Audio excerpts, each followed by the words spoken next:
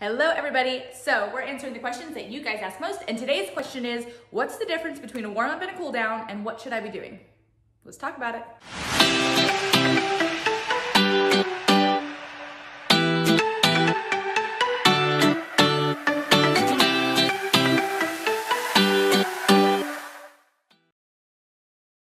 All right, y'all, so a warm-up is going to be where you are preparing your body for what you're about to do.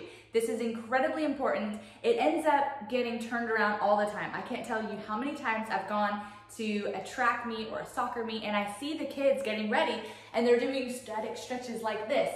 However, that's more for cool down, not for warm up. And I think that ends up happening because a lot of our PE athletes, like maybe they've had their education a long time ago, or maybe they haven't stayed up to date, but they figured out many years ago that one of the best ways to get an injury is to not properly prepare your body for what you're about to do.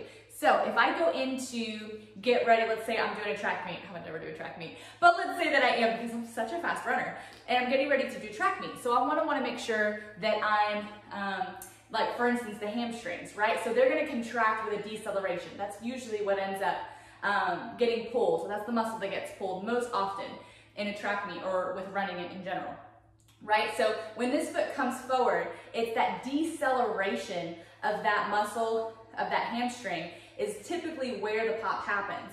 So if you go into before a meet and you're doing stretches like this, okay, where I'm lengthening that muscle, I am not preparing that muscle for what I'm about to do at all. So a warm-up is preparing your body for what you're about to do. So some easy things that you want to do, you want to make sure that you're doing dynamic stretching. And so what that means is you're moving, okay? So let's say I could do, I could do some high knees, or I can do some high kicks, or I can take, let's say if you're going to go into weight training, you can take a lighter version of that weight and do a similar exercise to what you're about to do. So my favorites, I love to dance, okay? That's usually one of my favorite warm-ups, just get my body moving, get my blood pumping. Another one that I love to do is stability ball squats. So like if I'm going into a leg day, I'll put the stability ball behind me and I'll do squats against the ball and against the wall. Another warm-up that I like to do, or that I like to use for cardio, is actually a jump squat with 2 little hops back. So I'll go here and I'll jump squat forward and 2 little hops back, and I'll do those repeatedly. Or I gotta go to the ball here, so why not? Right? So doing simple things where I'm doing like some up and overs, or I start adding squats to the up and overs, little things of what I like to do for a warm-up. To a cool down, this is the time that you're going to really bless those muscles that just worked really hard for you, right? So this is the time that you're going to do the more static stretching.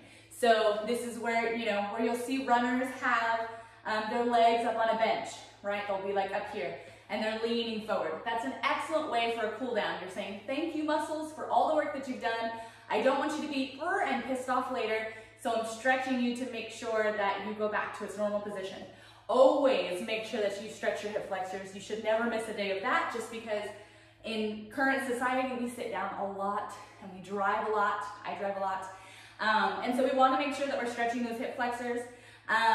So some of my personal favorite stretches, this one's not a hip flexor stretch. I'll do that one first. Okay, so one of my favorite hip flexor stretches is coming down and kneeling.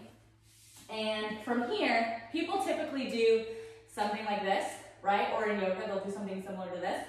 I don't like that because you see how much range of motion I have. There's a little trick that I teach all of my clients where you actually, instead of going straight to leaning forward, you lean back, then you take your pelvis and you tuck, and then come forward. And that's the max. That's as far forward as I can possibly reach. And then you can add little lifts here and slight tilts to it to kind of get a little bit higher on those fibers of the psoas, but that's a great hip flexor stretch.